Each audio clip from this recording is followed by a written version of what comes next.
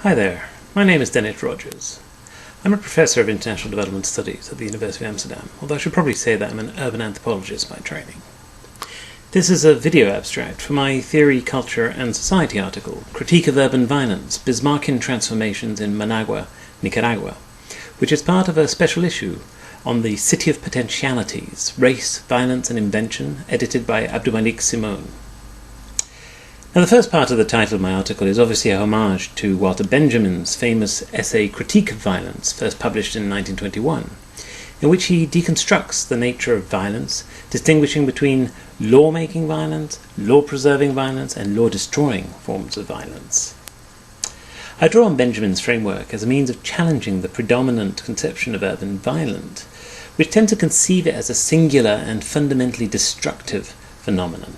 that is naturally associated with the inherently unruly, unsettling and disorderly spaces that urban contexts are widely perceived to be.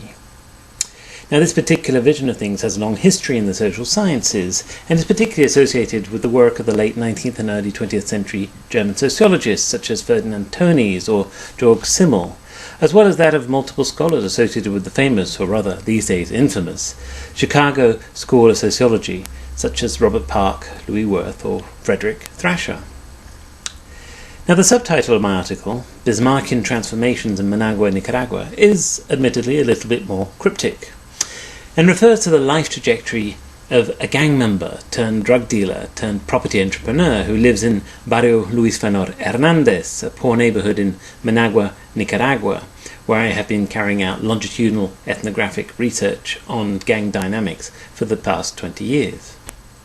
Now, for obvious reasons, I must protect this individual's anonymity, and so Bismarck is a pseudonym, one which I should add he chose for himself. It's actually quite a common Nicaraguan name, most likely a legacy of late 19th century German Moravian missionaries to Nicaragua, who also left the country with an excellent Pilsner-style beer.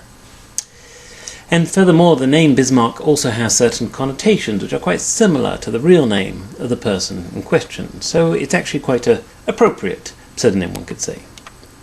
Now, I've known Bismarck for almost 20 years now, and he has been a key informant in my ongoing study of gang dynamics in Nicaragua. As I describe in the article, he was a happy-go-lucky 16-year-old gang member when I first met him in 1996, subsequently graduating, so to speak, to becoming a drug dealer around the turn of the century, before getting out of the drugs trade, partly at my urgings, around 2006 and investing his money in property, becoming something of a slumlord, you could say. Now, Bismarck is quite obviously a rather exceptional person, but at the same time, as you will see if you read the article, in many ways his trajectory highlights extremely well how different forms of urban violence interrelate with each other over time, how they shape an individual's urban experience and environment.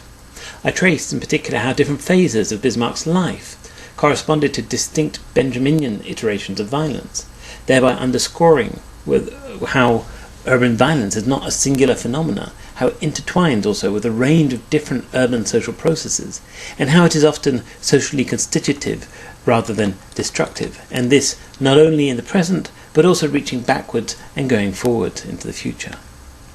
To this extent, Bismarck's life history highlights how the key question to ask about urban violence is less to what extent violence is a hallmark of urban context or not, but rather how it is that different articulations of violence emerge in cities, and why it is that these different articulations can play such contrasting roles in the constitution of urban life, and ultimately, what is the central position of violence in urban life.